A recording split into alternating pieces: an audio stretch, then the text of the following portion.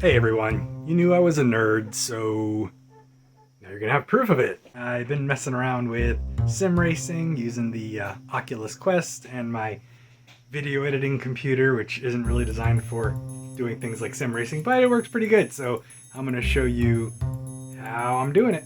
Okay, so our steering wheel is a Logitech Driving Force GT with the pedal assembly. I'll be using the paddle shifters. It also has a sequential shifter, but I like the paddles.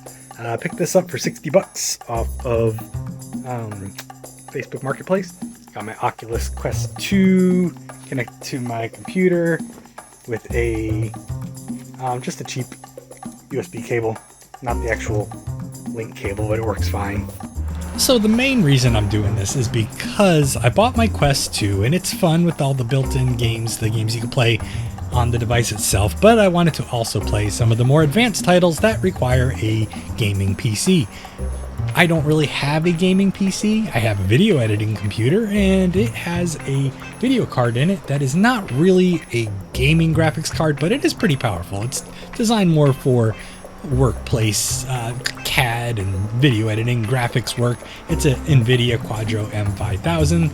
If you know what that is, you'll know that it's decent for what it is, but it's not really designed for gaming. However, it does handle a lot of virtual reality games just fine, especially older titles, and by older I mean more than a year old.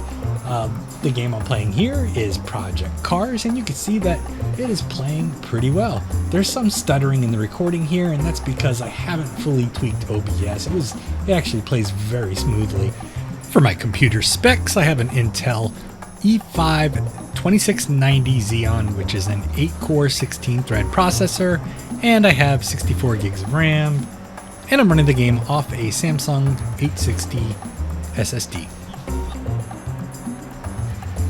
So if you're thinking of getting into sim racing, one thing after doing research I learned is that you really need to get a steering wheel that has force feedback if you are going to be serious at all about it, because it makes it so much more realistic. You feel everything through the wheel.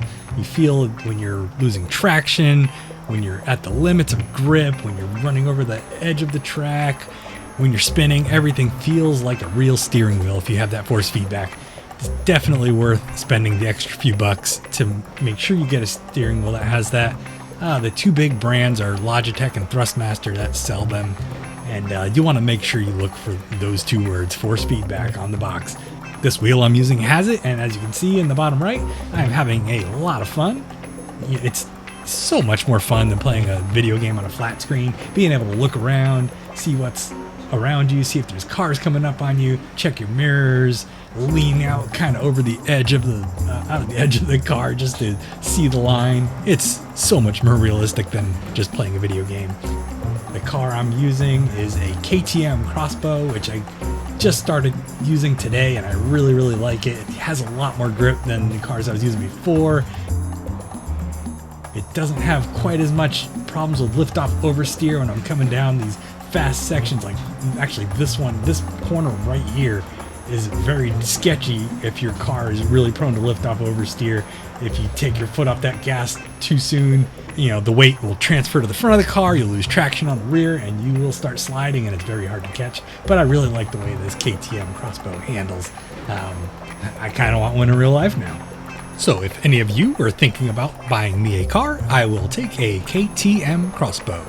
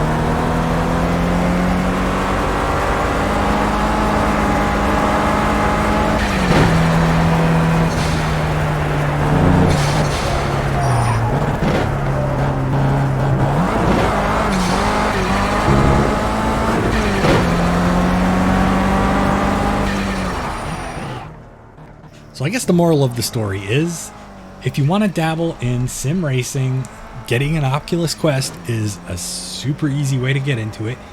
Video cards are really expensive right now because of the supply shortages, but they are starting to come down a little bit, and you can always score a secondhand card on the used market that can handle these games pretty well, as you can see. At the moment I'm posting this, you can get a Quest 2 for $199 from Walmart.com. You know, it's the older 64 gigabyte version, but for doing things like this, it doesn't really matter how much storage is on the device.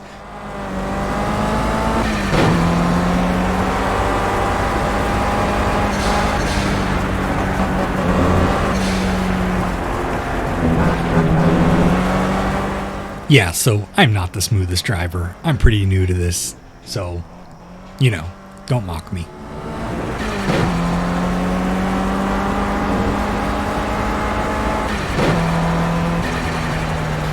So I was fully expecting to crash as soon as I hit record because of pressure and nervousness or whatever, and just being not a great driver, but surprisingly I haven't wrecked once, so I'm going to fast forward it to a spot where you can see me eat grass.